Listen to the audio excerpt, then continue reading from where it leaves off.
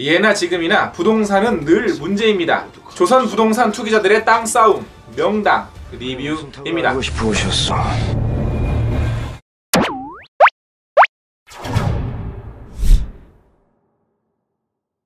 명당 자리를 이용해 실질적으로 나라를 지배하고 있는 장동 김씨 가문, 그들에게 가족을 잃고 복수를 꿈꾸는 풍수지리의 천재지관 박재상이 있습니다. 그의 복수 계획을 알게 된 몰락한 왕족인 흥선의 도움으로 김씨 집안의 계략을 막아내기 시작하는데요. 하지만 왕자를 눈앞에 둔 치열한 대결 끝에서 그들의 대결은 점점 혼란 속으로 빠져들어갑니다.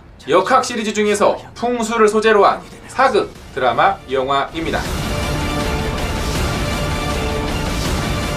사람은 죽어도 땅은 영원한 법.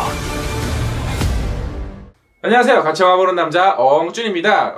그 전에 제 라이브 방송을 보신 분들은 이미 아시겠지만 안치성 협상 명당 중에 어떤 영화를 꼭 보실 거예요? 추천하실 거예요? 라고 물어봤을 때 제가 대답한 건 명당이었죠. 물론 이 영화도 약간의 아쉬움은 있는 영화지만 저 개인적으로는 꽤 볼만한 재밌는 영화였습니다. 그렇기 때문에 오늘 리뷰해드릴 영화 명당은 기대감이 매우 적은 영화이기도 했는데요. 올 추석에 개봉한 영화들 중에 사실 기대감이 높았던 영화는 단 한 편도 없었어요. 망작이기를 기대하기는 기대했다.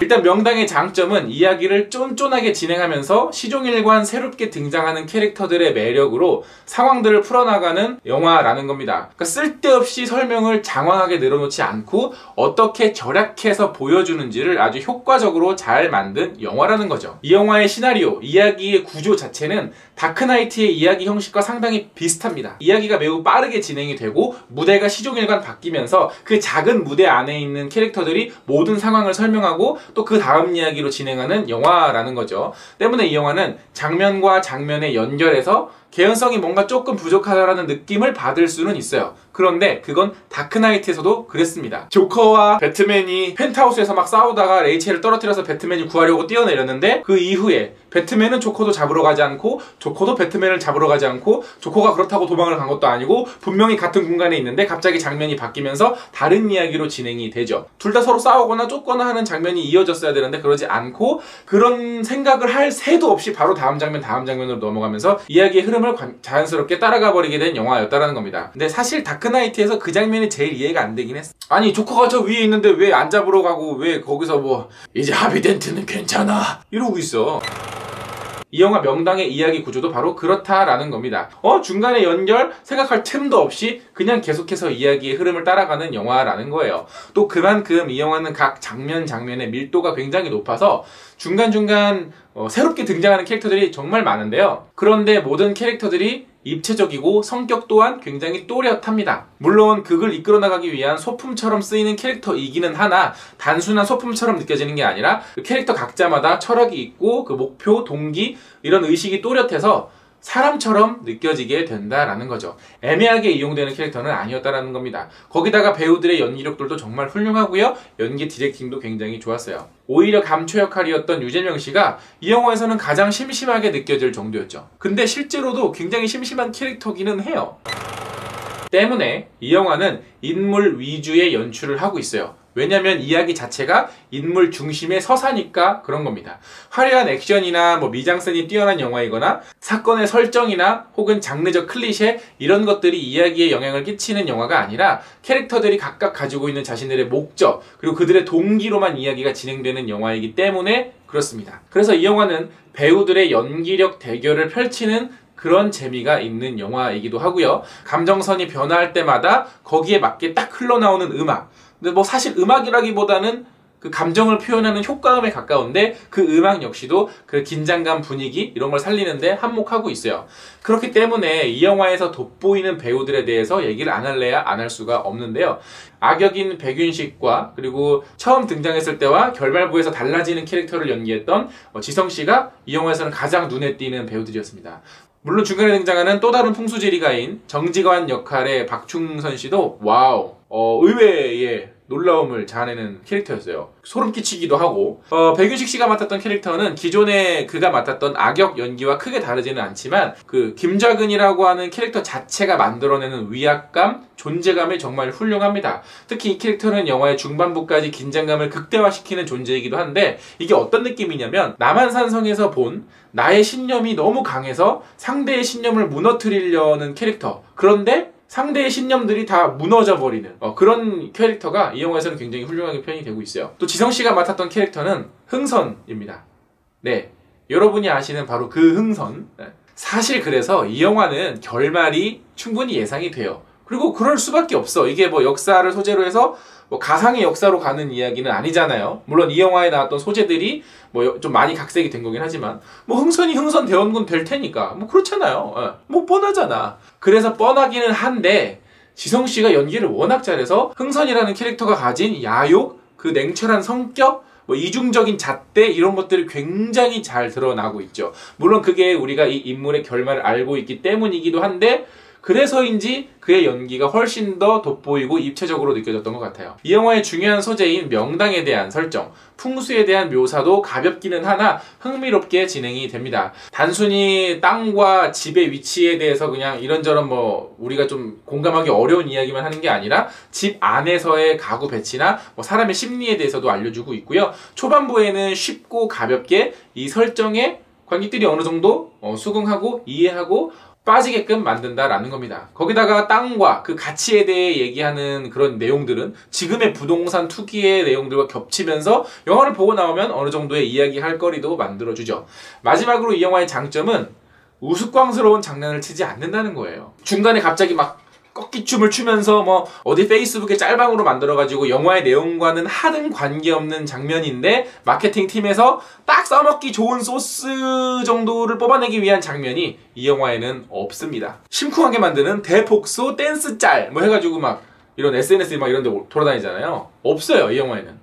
그래서 이야기의 힘이 굉장히 훌륭한 영화인데 그렇기 때문에 일부 관객들에게는 답답하게 느껴질 수도 있어요. 이야기의 밀도가 워낙에 탄탄해서 중간에 한번 살짝 힘 좀 풀고 싶은데 라는 순간이 없습니다. 그러니까 이게 어떤 느낌이냐면 계속 이 괄약근을 이렇게 조이고 풀다가 조이고 안 풀고 있는 느낌? 최근의 영화들이 장황하게 혹은 쓸데없는 장면만 보여주는 영화가 아니라 오로지 자기 자신의 일에만 열중하고 있는 그런 프로페셔널한 사람을 보는 느낌? 딱 자기가 할 이야기만 하는 그런 영화를 보는 느낌이었다라는 거죠. 하지만 아쉬운 것도 분명히 있습니다. 아쉬운 게 있다면 저는 개인적으로 이 영화의 에필로그가 좀 그랬어요. 엔딩 이후에 나오는 에필로그. 개인적으로 굳이 그 시대까지 욕심낼 필요는 있었나? 하는 생각이 좀 들긴 했어요. 좋은 에필로그긴 한데 그게 자칫 잘못하면 약간 이상하게 해석될 수 있는 여지가 조금 있거든요. 그리고 또 하나의 단점, 이 영화는 보고 나오면 결국에 이거 뭐 관상이랑 똑같네 라는 소리를 들을 수밖에 없는 운명이라는 겁니다. 왜냐면 비슷한 소재로 관상이 먼저 쓰였으니까. 그래서 저는 이 영화가 관상과는 조금 다른 결말이나 다른 메시지가 있지 않을까 했는데 없었어요. 그래서 이 영화는 오락적인 재미를 추구하신다면 다소 피곤하게 느껴질 수 있는 영화이기는 합니다. 가볍게 보는 걸로 추천드리기에는 조금 아쉬움은 있다라는 거죠. 자, 이 영화도 마찬가지로 제 유튜브 커뮤니티에서 여러분들의 댓글을 받아봤는데요. 그거 한번 같이 읽어보면서 이야기를 해보도록 하죠. 이빨요정님께서는 안시성은 어느 자리에서 봐야 명당 자리인가요? 여친과 협상을 통해 결정해야 하나요? 그냥 다 포기해야 하나요? 뭐 마음의 평화를 원하신다면 그냥 식사 맛있는 거 하는 것도 좋을 것 같습니다. 안가요 납득이님께서는 조승우 흥선군께서 언제 왕이 되냐고 물으신다면 지금 이 순간. 감귤님께서는 명당은 맨 앞자리입니다. 나가고 싶으면 얼른 나가세요. 탈출하기가 제일 빠른 명당 자리. 초코파이 오리오님께서는 예전엔 데이트 코스가 영화, 밥, 카페 이런 느낌이었으나 요즘 볼 영화가 없어서 밥, 카페, 밥. 내가 살이 찐 건 다 요즘 망작이 유행 때문임. 암튼 그런 거임. 네, 참 핑계도 가지가지죠. 이태호님께서는 요즘 한국 영화 보면 영화보다 엉주님 유튜브가 더 재밌어요. 감사드립니다. 이게 저도 잘 되고 한국 영화도 잘 돼야 되는데 이상하게 한국 영화가 뭔가 좀 이상하면 왜 나만 잘 되는 것 같고 막 그런 느낌이 들지? 감귤님께서는 엉준이 형 잘생겼으니까 나 유튜브 각 올려줄 거지? 어떻게든 이거 댓글 한번 유튜브에 한번 올라오려고 이렇게 댓글 달아주는 거 감사합니다. 네. 세하님께서는 어느 홍보에서 관상과 궁합을 이은 역학 3부작이라고 하던데 어떻게 생각하시나요? 어느 영화가 제일 좋으셨나요? 저는 명당이 제일 좋았고요. 그 다음은 관상, 그 다음은 궁합. 명당이 관상보다 먼저 나왔거나 혹은 관상의 메시지가 뭐 헷갈리잖아. 잠깐. 명당의 메시지가 관상과는 달랐으면 비교까지는 안 당했을 건데, 예, 아쉽네요. 주피터빔 목성빔님께서는 물괴 안시성과 비교하면 적어도 연기를 참아가며 보지는 않아도 될 것 같네요. 이 영화는 진짜 연기 보는 맛. 그냥 아무렇게님은 전 좋은 소재 문제없이 좋은 스토리의 영화였다고 생각합니다. 다만 결말이 훤해서 호불호가 갈릴지도. 그래도 재밌었습니다. 저도 비슷한 느낌이에요. 김학주님께서는 저는 결말이 너무 마음에 안 들었습니다. 너무 복잡하다고 해야 하나요? 이런저런 얘기하느라 힘이 빠지는 느낌이었습니다. 그러니까 그 영화 엔딩이 하나만 해도 될 텐데 뭐 이런저런 또 얘기를 하시더라고요. 예. 진킴님께서는 여기가 몇 자리인가? 영화보다 쥐죽은 듯 자버렸네. 그러니까 영화가 너무 진지하고 무거워서 뭐 지루할 수 있어요. 저는 충분히 공감합니다. 피아제이님께서는 또 사극이란 말이냐? 아무래도 망작영화제는 현대편, 조선편 두 개 나눠야 될 듯요. 근데 아쉽게도 이 영화는 망작은 아니었어요. 네. 틀리포카님께서는 어차피 우리의 인생은 명당에서 태어나지 못했잖아, 유유. 뭐 사극이 항상 왕의 이야기, 뭐 왕위 쟁탈전, 뭐 이런 뭐 영모 이런 이야기만 하다 보니까 이제는 뭐 어떤 소재가 나와도 다 거기서 거기 같고 막 그런 느낌도 들긴 해요, 그죠? 뿡빼찌님께서는 쓰레기 더미에서 괜찮은 물건 찾은 느낌이랄까?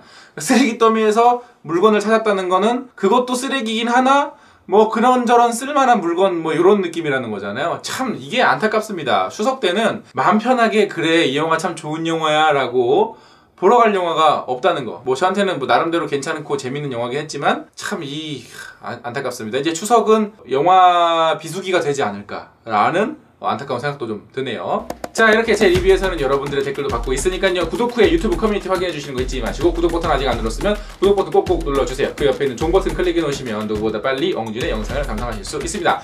영상 재밌게 보셨다면 좋아요 누르는 거 잊지 마시고 저는 그러면 다음에 재밌는 영화 리뷰로 찾아뵙겠습니다. 다음에 만나요. 안녕.